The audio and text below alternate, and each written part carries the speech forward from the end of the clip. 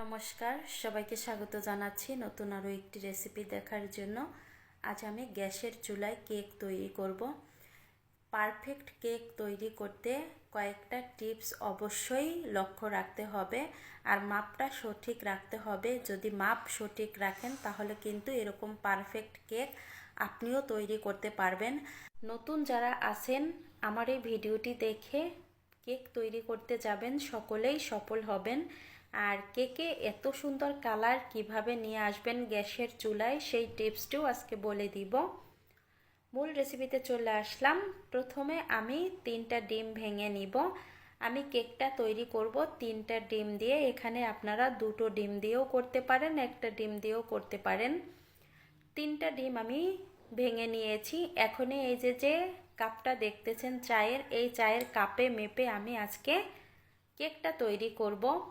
আমি এখানে 1 কাপ চিনি নিয়েছি। 1 কাপ চিনি আমি 3 ভাগ করে বিট করে নিব। আর এখানে কিন্তু মিষ্টিটা আপনাদের পছন্দ অনুযায়ী দিবেন। যদি কম খেতে চান কম দিবেন, যদি একটু বেশি খেতে চান বেশি দিবেন। যেহেতু আমরা মিষ্টিটা একটু পছন্দ করি এজন্য চিনির পরিমাণটা বেশি দিলাম। আমি প্রথমে একটু চিনি দিয়ে বিট করে নিয়েছি। এবার আমি আবারও কিছু পরিমাণ চিনি দিলাম। 1 কাপ চিনি আমি 3 ভাগ করে দিয়ে বিট করে নিয়েছি। আর এভাবে 3 ভাগ করে বিট করে নিলে খুব সুন্দর হয়। এই দেখেন, ডিম আর চিনি কিন্তু ভালোভাবে বিট করা হয়ে গেছে। আপনাদের কাছে যদি মেশিন না থাকে বিট করা, আপনারা কিন্তু হ্যান্ড উইচ দিয়েও এই কাজটা করে নিতে পারেন। এরপরে আমি এখানে দিয়ে দিলাম রান্নার যে সাদা তেলটাই দিবেন। এখানে আমি যে কাপটা নিয়েছি সেই কাপের হাফ কাপেরও কম তেল দিয়েছি। এবার তেলটা দিয়ে আবারও আমি কিছুক্ষণ বিট করে নিব, যাতে তেলটা একেবারে সুন্দরভাবে মিশে যায়। বিট করা হয়ে গেছে আমার। এখনই এখানে দিয়ে দিব ভ্যানিলা এসেন্স। এখানে আমি হাফ চামচের মতো দিয়ে দিলাম। আর এই ভ্যানিলা এসেন্স দেওয়ার কারণে কিন্তু ডিমে যে একটা কাঁচা গন্ধ থাকে সেটা থাকবে না। এবার স্বাদ মতো একটু দিয়ে দিলাম লবণ। এবার এই দুটো উপকরণ ভালোভাবে মিশিয়ে নিব। এখনই কিন্তু এই যে হালকাভাবে মিশিয়ে নিতে হবে হ্যান্ড উইচ দিয়ে, এখনই কিন্তু জোরে মেশানো যাবে না। আর কেকটা ফুলকো করার জন্য আমি এখানে হাফ চামচ বেকিং পাউডার দিলাম। আর 1 কাপ ময়দা নিয়েছি। 1 কাপ ময়দা আমি 2 ভাগে চেলে দিব। অবশ্যই ময়দাটা চেলে দিবেন। এই যে অর্ধেকটা পরিমাণ ময়দা চেলে নিয়েছি। এবার আলতো হাতে মিশিয়ে নিব। এখনই কিন্তু জোরে মিশানোর কোনো প্রয়োজন নেই, আলতোভাবে মেশালে কেকটা খুব সুন্দর হয়। মেশানো হয়ে গেছে। বাকি যে অর্ধেকটা পরিমাণ ময়দা আছে সেটাও আমি দিয়ে চেলে নিব। ময়দাটা আমার চেলে নেওয়া হয়ে গেছে। এখনে আমি আবারও আলতো হাতে মিশিয়ে নিব। আপনারা কিন্তু অবশ্যই আলতো হাতে মেশাবেন। আলতো হাতে আমি এটা 2 থেকে 3 মিনিটের মতো মিশিয়ে নিয়েছি। তারপরে এখানে দিয়ে দিব দুধ।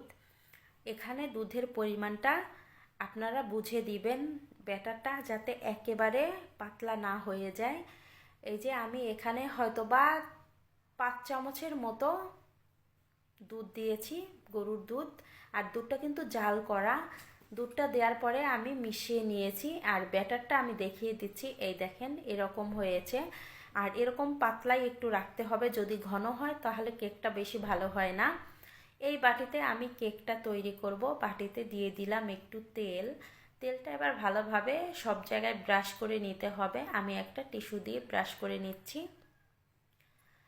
তেলটা ব্রাশ করা হয়ে গেছে। আর আমি ঘরে থাকা একটা কাগজ কেটে নিয়েছি এই বাটির মাপে। এবার এই কাগজটা আমি মাঝখানে দিয়ে দিলাম। দেওয়ার পরে ভালোভাবে হাত দিয়ে একটু সেট করে নিলাম। এই তো এখনে আমি এখানে ব্যাটারটা উপর থেকে ঢেলে দিচ্ছি। উপর থেকে ঢেলে দিবেন, যদি এর ভিতরে কোনো বাবলস থাকে সেটা কিন্তু বের হয়ে যাবে। এজন্য একটু উঁচু থেকেই আমি ঢেলে নিলাম ব্যাটারটা।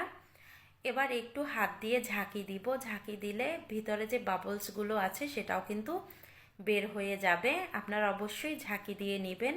এবার চুলায় চলে যাব। চুলায় চলে আসলাম। কেকটাকে যদি ব্রাউন কালার করতে চান অবশ্যই নিচে কাগজ দিয়ে নেবেন। আমি একটা কড়াইয়ের উপরে কাগজ দিয়ে নিয়েছি, কাগজ দিয়ে তার উপরে একটা স্ট্যান্ড বসিয়ে দিয়েছি।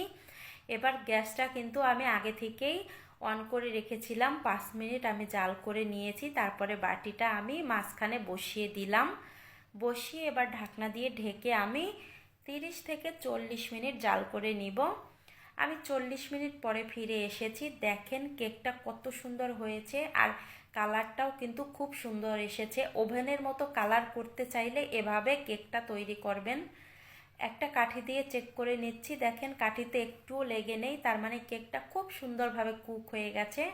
এখন এই যে আমি এই কড়াই থেকে নামিয়ে নিব, আর কালারটা জাস্ট অসাধারণ হয়েছে। এই দেখেন কাগজটা কিন্তু পুড়ে গেছে।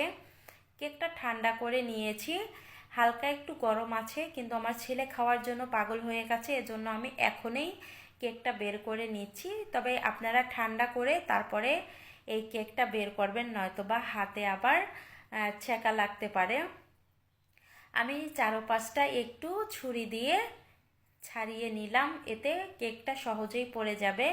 এই তো কেকটা বের করে নিয়েছি, দেখেন কাগজটা কিন্তু একটুও পড়ে নেই। আর হচ্ছে কালারটা দেখেন একেবারে ওভেনের মতো। আমার বাসায় কিন্তু ওভেন নেই, আপনারা ভাবতে পারেন ওভেনে তৈরি করেছি, না, এটা চুলাই।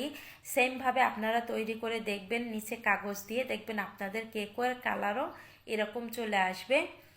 কেকের কাগজটা আমি ছাড়িয়ে নিয়েছি, এখন কেকটা আমি মাছ বরাবর কেটে নিচ্ছি। কেকটা মাছ বরাবর আমি কেটে নিয়েছি, দেখেন। এখন আমি পিস পিস করে কেটে নিব। আর আমার বাবু সোনা পাশেই দাঁড়িয়ে আছে কেক খাওয়ার জন্য। বাসায় যদি কেক তৈরি করি আমার ছেলেটা অনেক অনেক পছন্দ করে, আর প্রায় প্রায় বলে, মা আমাকে কেক তৈরি করে দাও। আর এই যে দেখেন কেকটা আমি কেটে নিয়েছি, কতটা সুন্দর হয়েছে আপনারা একটু দেখেন। আমি বলবো আমার এই ভিডিও দেখে সেমভাবে আপনারা বাসায় তৈরি করবেন, আশা করি সকলেই সফল হবেন। আজকের ভিডিওটা এখানে এন্ড করলাম, সবাই ভালো থাকবেন।